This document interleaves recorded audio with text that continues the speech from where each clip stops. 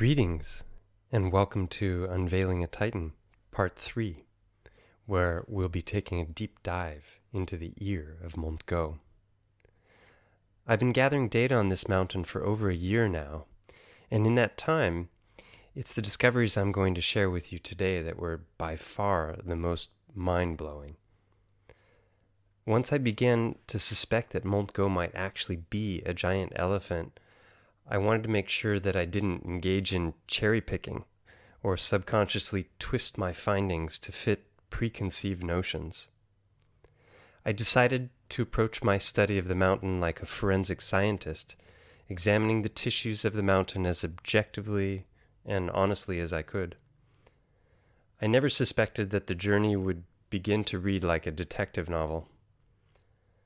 I started by taking a close look at elephant anatomy, while asking the question, if this were truly a fossilized elephant, what kinds of things would I expect to find?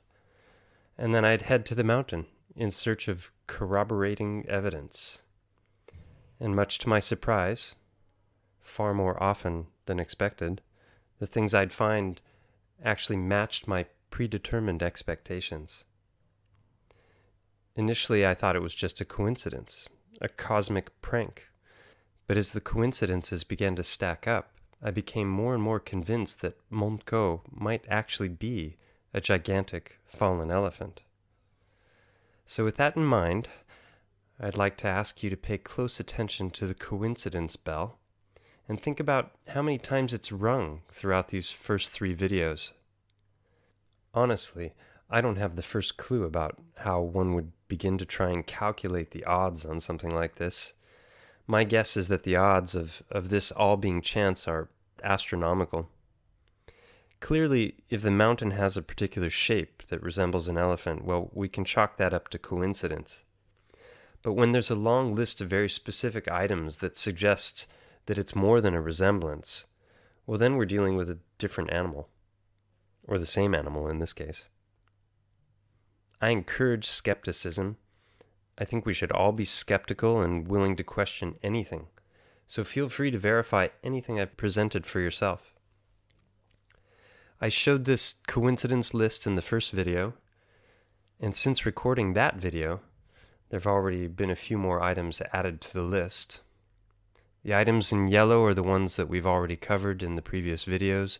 The ones in blue we'll be covering today, and the remainder we'll cover in the 4th and 5th video.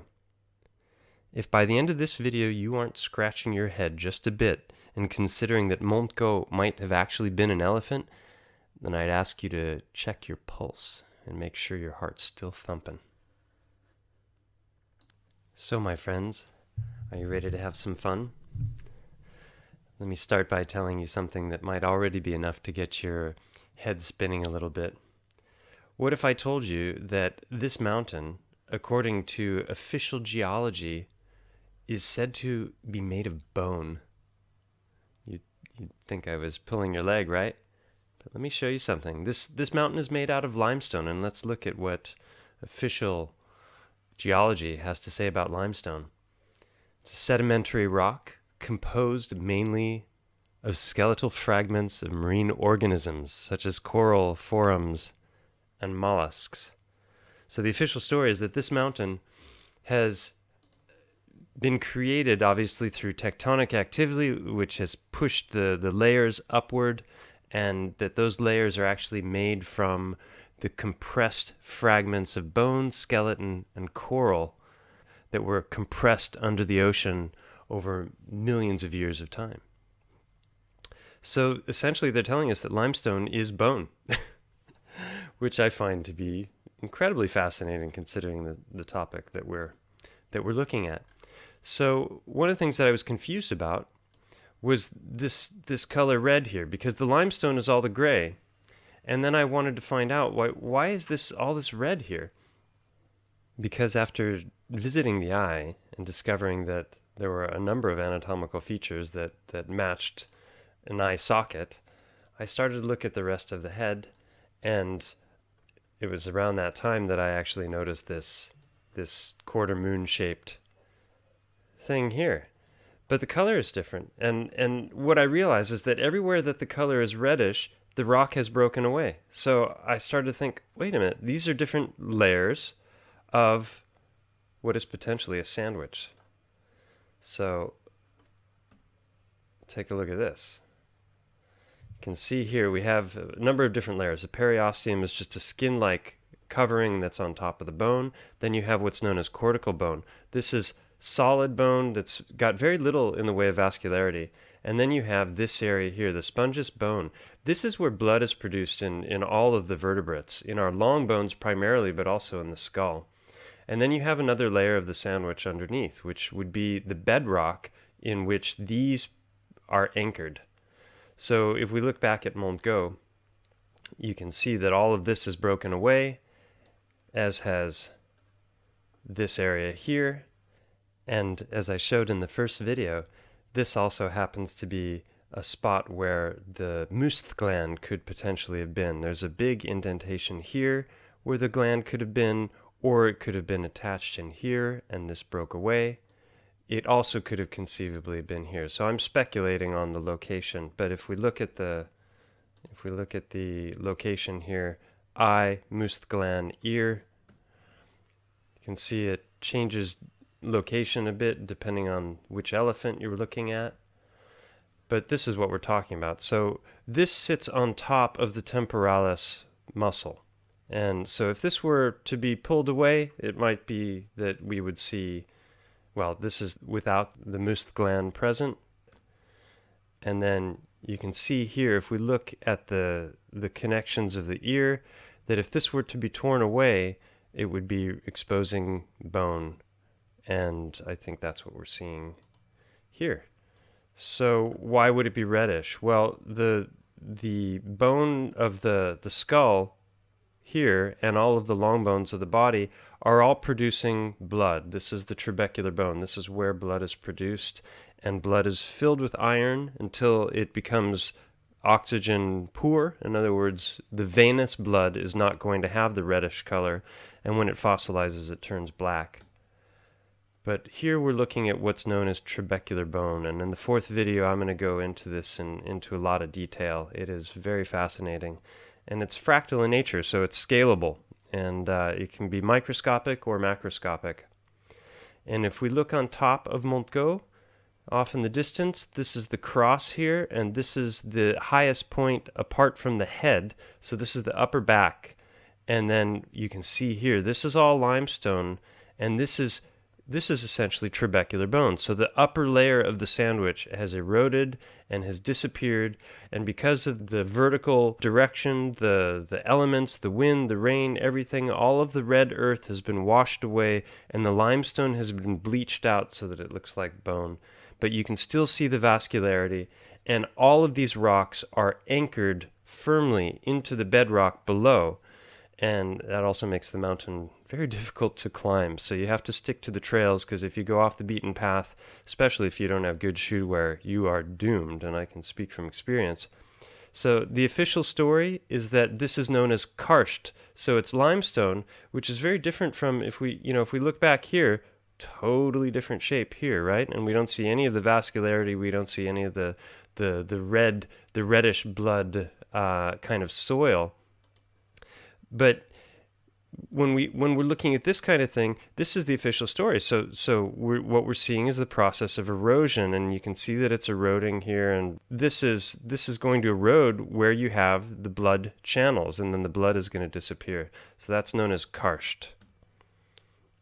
And here's what I was talking about before. You can see the fractal nature. So here we have larger trabecular bone, and then here we have the smaller stuff. Well, that goes down to the microscopic level as well. So again, I'm theorizing that the ear obviously has fallen off because it's not there, and that has exposed a section of the mountain that was underneath that is going to be filled with the iron-rich blood. And ironically, what do we have here? We have the exact shape, even continuing up to here, of where an ear attachment would be, and it's exactly where it should be in relationship to the shape of the head and the neck and the shoulder. So when I first came to that realization that, holy moly, this could be spongeous bone that's been exposed because the outer layer of the cortical bone has fallen off, and everywhere you see the rock has fallen off, it's red underneath. And I have countless examples of that, and in a variety of different kinds of rock. So that was totally mind-blowing, and I realized, well, there's an ear attachment. What if there's an ear canal? Because this side of the mountain has been very well preserved. If we compare it to this side, which collapsed, the chances of finding an ear canal here were much higher. So I started to look into trails. I wanted to see if I could find the name of this trail up here, because it seemed to lead right up to this section of the mountain, and it's very steep here, and it wasn't easy going. So I hiked up, but before I did that, I tried to find the name of this canyon, because I wanted to make sure I took the right road up so that I could get to where I wanted to go. And what I found is that this particular canyon here is called Barranc del Migdia. Yeah, so I started to search, and then I came across this, and I got goosebumps when I saw it. It says Cova del Barranc del Migdia. So Cova means cave. So I was looking for I'm getting goosebumps just thinking about this. So I was looking for a path up so that I could explore to see if there was perhaps a cave here. I came across the name of the canyon, and in searching for the name of the canyon, I found that there were actual links describing a cave. I couldn't believe it. I said, there's a cave there? Oh my gosh. So I found this website, and you can see the link there. I'll provide the link in the notes. And there's some videos here which we're going to go through in just a moment. But basically, what I found out is that there is indeed a cave there. And guess where it is? It is right here, where you would expect an ear canal to be. So you can see the arrow there showing exactly where the entry is. Looking a little closer, and that's the actual entrance. Now, again, I want to emphasize, I knew nothing about this cave before I started to go and explore in this area. And what I found out is not only is there a cave there, but, and I kid you not, this cave happens to be the most thoroughly excavated cave in all of Europe.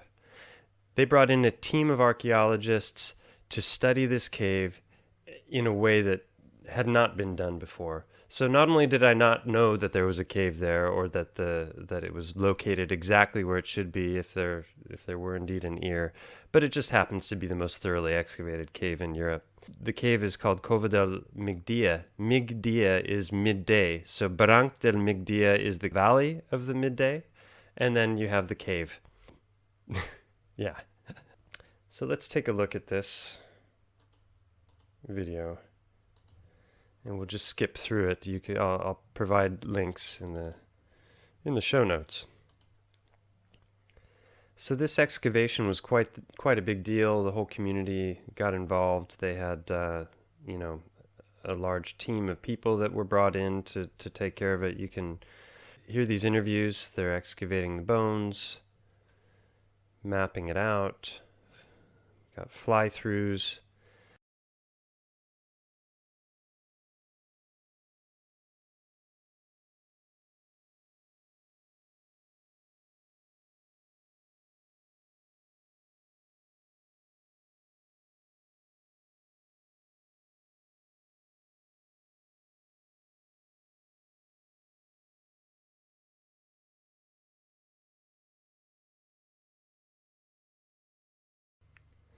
So this is the team of archaeologists actually working their way up into the cave. You need climbing gear. It's at 375 meters altitude, and some of the face of the mountain is fairly vertical, so you don't want to be an amateur up there. I've never been there, so I'm going to be speculating a bit with things, but I think you'll find that some of my conclusions are not a reach whatsoever. So here they are entering the cave. You can see here the reddish earth. So once again, the entrance. Now take a look at this. I told you it was the most thoroughly excavated cave in Europe, at least at the time when they did the excavation. I don't know about since then. But that is a 3D rendering of the inside of the cave. Obviously, this is not an elephant ear, but the anatomy is very likely similar, if not identical, when it comes to the structure of the inner ear and location. But you can see here that we have a canal coming in. There's a channel going down. This is known as the eustachian tube. And then you have what's known as the internal carotid artery. So this Cova del Migdia has 3 different sections of cave. They have the one entering where they're climbing in with their ropes. And then we're going to see an actual fly-through here in a moment. And you can decide for yourself whether you think it matches up with what we're seeing here. So this is the inner ear. There's a chamber here where you have the 3 bones. These are the semicircular canals, which have to do with balance. And then this is very important. This is known as the cochlea. And the cochlea is how we hear. And the sound vibrations, they move the eardrum. It vibrates the 3 bones, which press against a little window here. And then it pushes fluid through this spiral, and that's how we hear the different tones that we're hearing, and we can recognize whether something is high pitch or low pitch. So that's the anatomy that we're looking at. Here's another view of it coming in, and then this chamber with the cochlea. Again, the entrance, right where it should be. And this we'll come back to in a moment. So there's actually video. This website here is in Spanish. You can probably translate it. It's got the different videos that I'm going to be showing you. I've found some others as well. This is called Art y Mort, which is art and death. And this is the exact same video, but it's been translated into English, and it's got a narrator that sounds a lot like the guy who does the nature shows, Attenborough. I don't think it is, but anyway. So let's take a look here. I've muted it. I don't want to get any copyright strikes. So this is fair use for educational purposes. So here's the fly through. Down a long passageway, and then it curves to the right.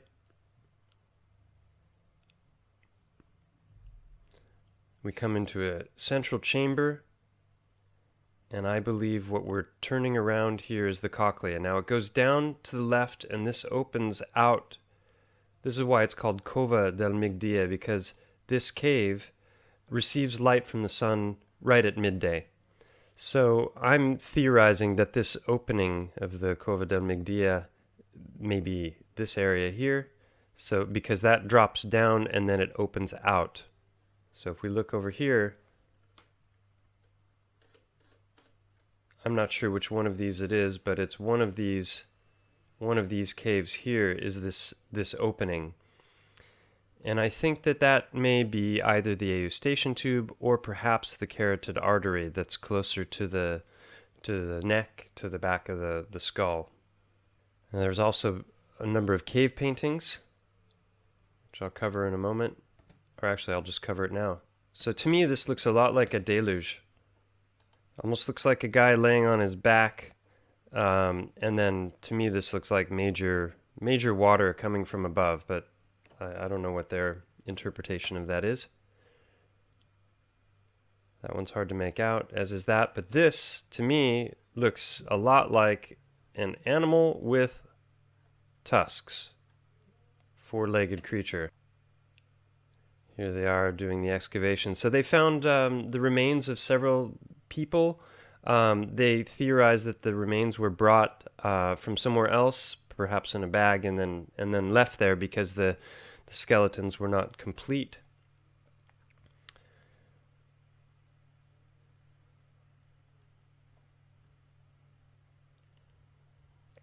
They go into an analysis of the bones and the damage to the bones. Bones within bones. All right, now, this is where it really gets mind-blowing. And I just made this discovery a few days ago. And I may be wrong, as I said, I'm speculating because I haven't actually been inside the cave to see the lay of the land and know what things look like. But I don't think this is such a stretch. So first let's look at the ear again. So I talked about the cochlea, which is this section here. You would enter in a long straight canal, there would be an inner chamber, and then that would permit you to get into here and possibly inside of the cochlea. So here you see it more clearly, and then this is what it would look like. So I'll explain how this functions in just a moment, but if you look at these channels here, this is going to be very important for something that we're going to see in the cave in a moment.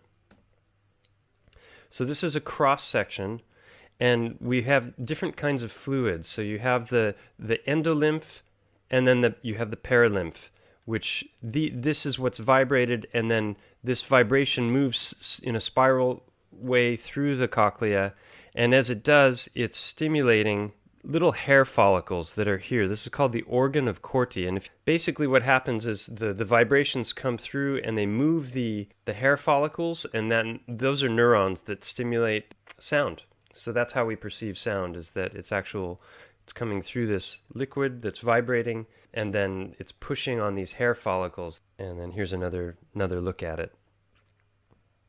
So these are what the hair follicles look like under a microscope. Okay, so here we're going to have a fly through the cave. Comes up briefly, and then it starts to head downward. And as we come through here, it enters into a central chamber, continues down to the right,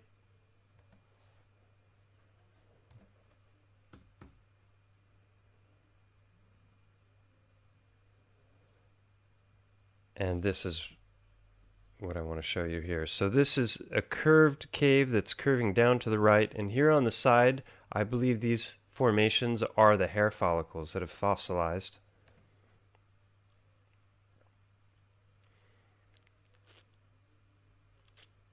And it's spiraling down to the right. You can see the curve of the cave. Now at this point, it continues to the right, and it continues curving, and I have another video I'll show in a second of somebody actually crawling through it.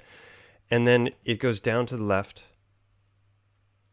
and that opens up to the outside world. That's the Cova del Migdia. Oh, look here. How about that? Doesn't that look a bit organic? That to me looks very much like the opening of a blood vessel. Could be wrong, but yeah, so it opens up here. Okay, this cave he's in, you can see the formations there on the right. Looks a lot like hair follicles, right? So this cave, look at the shape of the cave. Kind of looks like the cochlea turned on its side, right? And he's curving around to the right.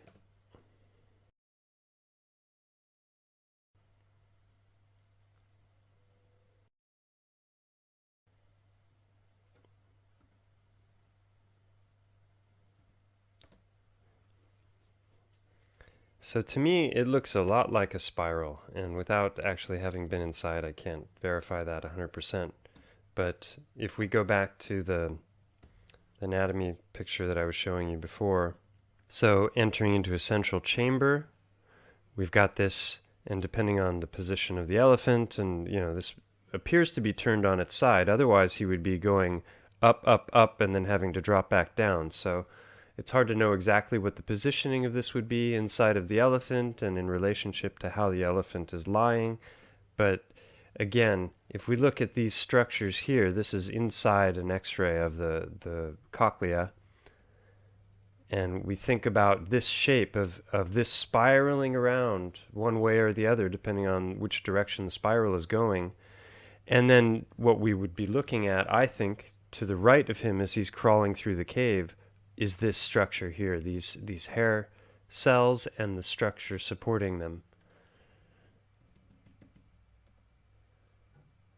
Another view again. So that's speculation, but who knows? Maybe there's some truth to it, that this may be those structures. It certainly seems to be that shape. You have the three different caves, which represent the entry to the of the ear itself, the potential drop down of the eustachian tube, which is the tube that's used, the body has for drainage of fluid from the inner ear. When people get ear infections, oftentimes there's blockages in the eustachian tube. And then this looks a heck of a lot like the spiraling cochlea, and him exiting there. All right, so yeah, somebody sent me these. They liked the videos, and I thought this was a better representation of what might actually be happening with Montgo. How many coincidences does it take before we start to have a preponderance of evidence? That's what you have to ask yourself. What do you think? If you're a skeptic and you thought that I was suffering from a very advanced case of pareidolia, do you still think so? How many coincidences is it going to take before you start to think there might be something to this whole story? So basically what we're seeing here is the entrance to the cave goes deep in, and then it branches off and it goes down and opens up here. But it also goes deeper in, and that's where that spiral area is that guy is crawling through. And if we look at this, the question is, well, why does this open up to the outer world? Shouldn't it all be inside the head? And I think that is answered by this picture here. This is obviously the here we go. So this is the carotid artery that feeds the brain, and it goes right through the ear. And in fact, if you look here, you can see that the internal carotid artery is coming in here, and then it's curving downward. So that opening could either be the carotid artery, or it could be the eustachian tube. In fact, this looks like it's going down at that angle and then opening up. Yeah. So that was the ear of Montgo. I hope you found it interesting. On the next video, the next couple of videos, we're going to be going into detail about the histology of the mountain, the different rocks that I've found, and how those correlate to the various tissues of the creature. And it'll be a little slower and may not be as exciting as this one, but if you're interested in everything that's come so far, you'll find it very, very interesting, I am certain. So if you like, can click subscribe and like and hit the bell and share it with your friends if you find it interesting. I think that the evidence is mounting that Titans once existed. Yeah, I think Montgo was once a great Titan. Have a great day.